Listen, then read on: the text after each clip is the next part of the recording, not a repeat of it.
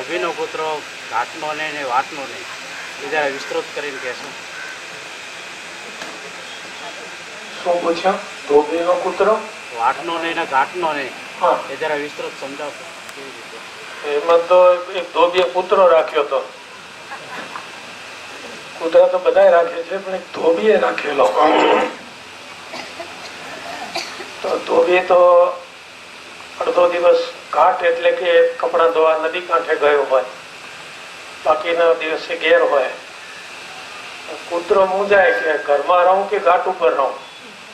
તે આંટા મારે તો ઘાટ ઉપર જાય તો બીજા ધોબીઓ મારે, પથરા મારે. પછી ઘેર હોઈ ગયા હોય, પછી કૂતરો આવે તો કોણ ઉગાડે? ઘરમાં એ જગ્યા નહીં અને ઘાટ ઉપર માર ખાય. એટલે એક જગ્યાએ સ્થિર થઈને રહેવું. ધોબીના કૂતરાની જેમ આમ જાઉં કે આમ જાઉં, આમ જાઉં કે આમ જાઉં એમ નહીં કરવાનું. એક વાત બસ.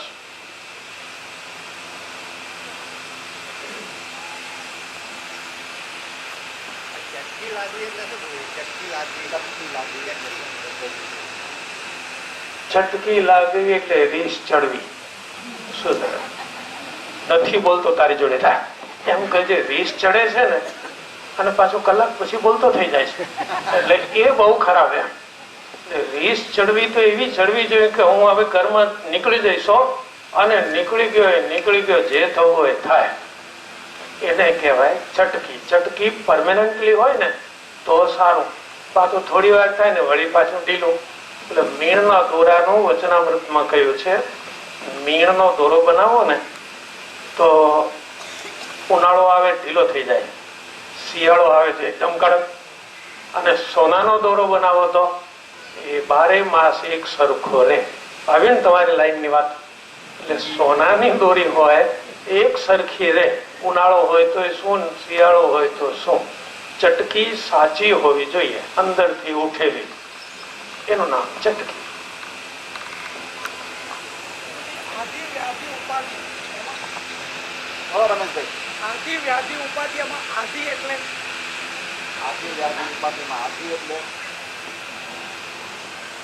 આધિ એટલે મનની પીડા, વ્યાધિ એટલે શરીરની પીડા, અને ઉપાધિ એટલે સામાજિક પીડા. જ્યાં ને ત્યાં ઝઘડા કરીએ ને, આ ક્યાંથી તું ઉપાધિ વળીને લાવ્યો એમ, એટલે કોકની સાથે બાજીને આવ્યો હોય ને, એટલે આધિ ખ્યાલ આવી ગયો ને. મનની પીડા, વ્યાધિ શરીરની પીડા, ઉપાધિ એ સામાજિક પીડા. સારું પૂછેલો તમે. આધિ, વ્યાધિ ને ઉપાધિ, અને 3 છોડે ત્યારે થાય સમાધિ.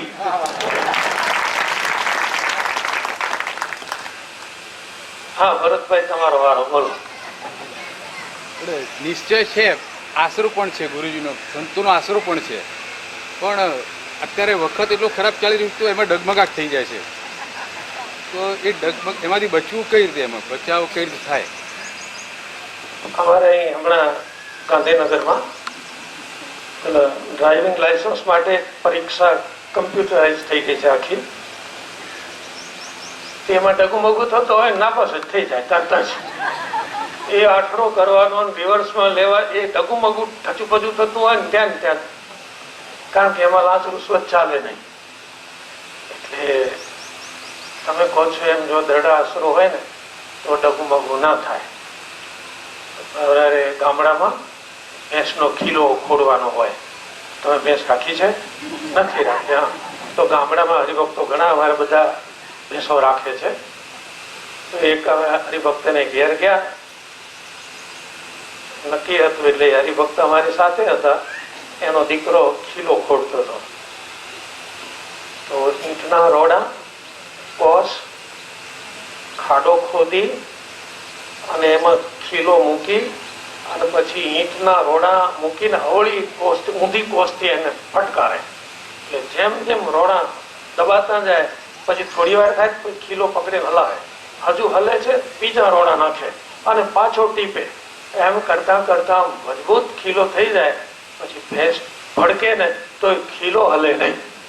એટલે વિચારથી, બરાબર સદભાવથી, શ્રદ્ધાથી નિષ્ઠા પાકી થઈ હોય તો પછી ડગુમગુ ક્યારે ન થાય.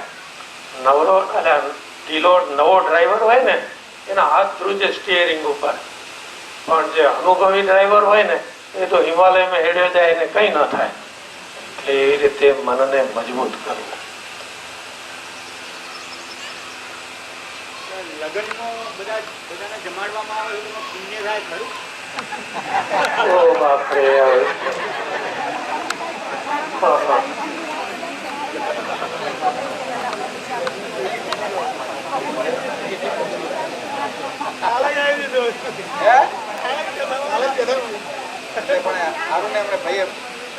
પ્રોપર પ્રશ્ન પૂછ્યો એટલે આપણે ખાતરી થઈ જાય ને.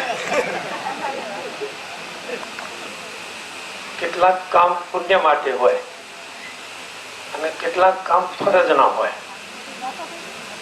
એટલે લગ્નમાં જમાડો છો ને એક ફરજ છે કે તમે બીજાને ત્યાં જમી આવ્યા છો, હવે બીજાને તમે બોલાવીને જમાડો, એ તમારી ફરજ થઈ ગઈ, લેતી દેતી જેવું. એમાં પુણ્ય ને વચ્ચે લાવવાનું ન હોય. સમજી ગયા ને? તમે કોઈ ગામમાં છોકરાને જઈને નોટબુક ને ચોપડા આપી આવો તો એ વિદ્યા દાન પુણ્ય કહેવાય, પણ તમે તમારા છોકરાને ચોપડા ને પેન આપો એ પુણ્ય નથી, એ તમારી ફરજ છે. એટલે ફરજ અને પુણ્ય બે અલગ વસ્તુ. છોકરા જમાડવા એ પુણ્ય છે, તમારા છોકરાને જમાડો એ પુણ્યમાં ના આવે, એ કર્તવ્યમાં આવે, ફરજમાં. એટલે ફરજનું પણ પાલન કરવાનું હોય.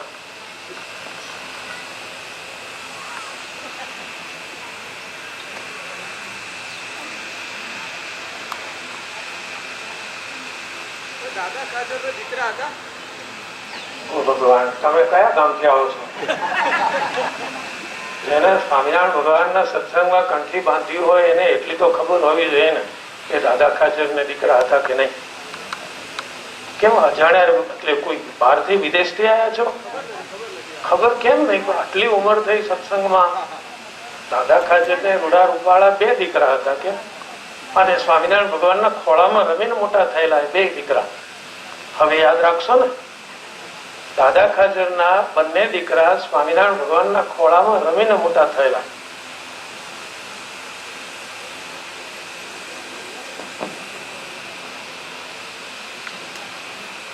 બોલો.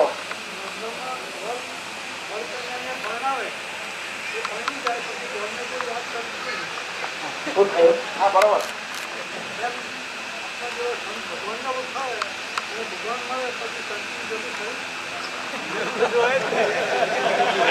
શું થયું? હા હા પછી કોઈનું કોણ યાદ કરતું નથી. બરાબર. એમ પછી સંત ભગવાન ઓળખાવે પછી સંતની જરૂર ખરી. હા, મૂકી દેવાના, એમાં કઈ ઉપાધિ જ નહીં કરો. હા બસ. હા, પણ એ હવે વાત તો વનમાળીભાઈ ની સાચી છે. અહીંથી તમે દિલ્હી મુંબઈ ની ટિકિટ લેવા જાઓ તો ટિકિટ બારી પાસે જઈને ઉભા રહો, પેલો ફટાક દઈને ટિકિટ કાઢી આપે, પછી એનો આભાર માનવા જાઓ છો તમે દિલ્હી મુંબઈ ફરીને આવ્યા પછી. એટલે સંતો રસ્તો બતાવે, એની જો આપણે છોડી દઈએ તો મા બાપે ભણાવી દીધા, પરણાવી દીધા, પછી મા બાપ ને છોડી દેવાના. અરે અરે ઉપાધિ થઈ ગયા પછી. ના પાડતો ભાઈ. આજની તારીખે તમારા દીકરા તમને છોડી દે તો તમારા બંને દીકરા એમ કહી દે હવે તમારું શું કામ છે? તો સાધુ પુરુષો ગોરની જગ્યાએ નથી, એ તો મા બાપની જગ્યાએ છે. અને એટલા માટે સ્વામિનારાયણ ભગવાને શિક્ષાપત્રીમાં લખ્યો કે માતા પિતા અને ગુરુ એની સેવા જીવત પર્યંત કરવી. અને બીજી આજ્ઞા શિક્ષાપત્રીમાં કે નિત્ય સંત સમાગમ કરવો. ડોક્ટરને તમે હાજર કોઈ ડોક્ટર પાસે જાઓ અને તકલીફ થઈ હોય, 4 દાડા 5 દાડાની દવા આપે, સારું થઈ જાય, પછી તમને એમ લાગે કે હવે એસી તેસી, હવે ડોક્ટરને શું અઠવાડિયા પછી ફરીથી માંદા પડો તો એટલે સાધુની જરૂર પડે છે. તો વનમાળીભાઈ ને તો સંતો સાથે કાયમી હેત છે. આ તો વળી કોઈને ગડબડ ન થાય એટલે પૂછ્યો છે. વનમાળીભાઈ તો એવા એક સંત પાસે બેસતા જે બહુ વિદ્વાન, ક્ષમતા વાળા અને ભજન ભક્તિ વાળા હતા. બ્રહ્મચારી મહારાજ કૃષ્ણ સ્વરૂપાનંદજી એમની પાસે બેસી વનમાળીભાઈ કથા વાંચતા. હા, રમેશભાઈ પણ ઓળખે, બરાબર છે. હા બોલો ભાઈ. પછી ભગવાનને પૂર્ણ પુરુષોત્તમ કેમ કહેવાય? ભગવાનને પૂર્ણ પુરુષોત્તમ કેમ જે હોય ને એમ કહેવાય. તમને કડવા પાટીદાર કેમ કહેવાય છે? તમને કડવા પાટીદાર કડવા ઠક્કર કેમ નથી કહેવાતા એમ? એટલે ભગવાન પૂર્ણ પુરુષોત્તમ એટલે સર્વ ઐશ્વર્યોથી પૂર્ણ, એનાથી ઉપર કોઈ ન હોય. સુપ્રેમ. સમજી ગયા? હા, સારું પૂછ્યું તમે. હો, કડવા જ છો ને? તો બસ.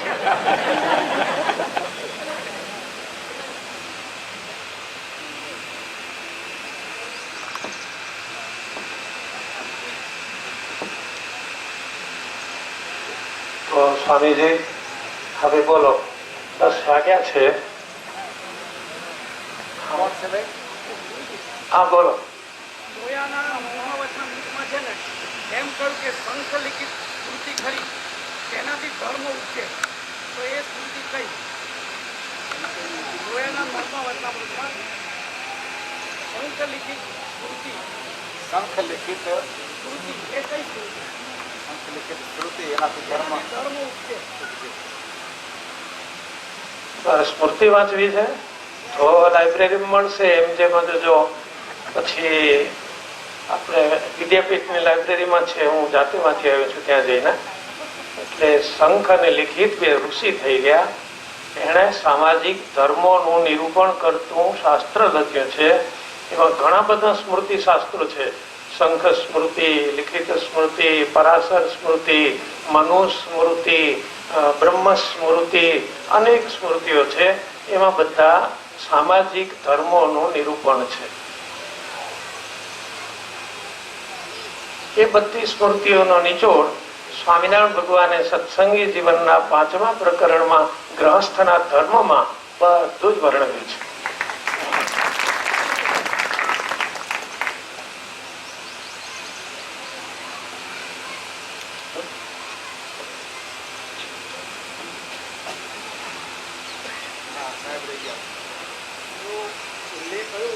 પ્રત્યક્ષ પુરુષોત્તમ એમને જે દ્રઢ નિષ્ઠા તો આંતરિક કલ્યાણ થાય. તો પ્રત્યક્ષ પુરુષોત્તમ શબ્દ કેમ આપ્યું?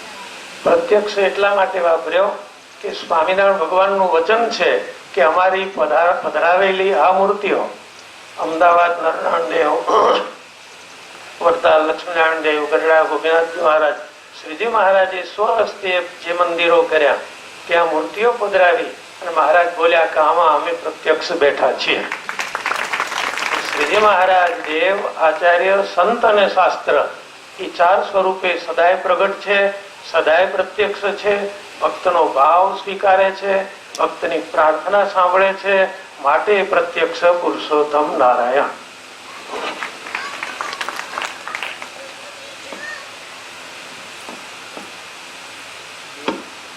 દેવ, આચાર્ય, સંત અને શાસ્ત્ર તેના વિશે મને સમજ છે કે એ 4 જે સ્વરૂપો મહારાજ બિરાજે છે એમાં દેવ અને શાસ્ત્ર એમાં શ્રદ્ધાથી વર્ગી જવું અને સંત અને આચાર્ય માટે એમાં વિચારપૂર્વક એમાં જોડાવું.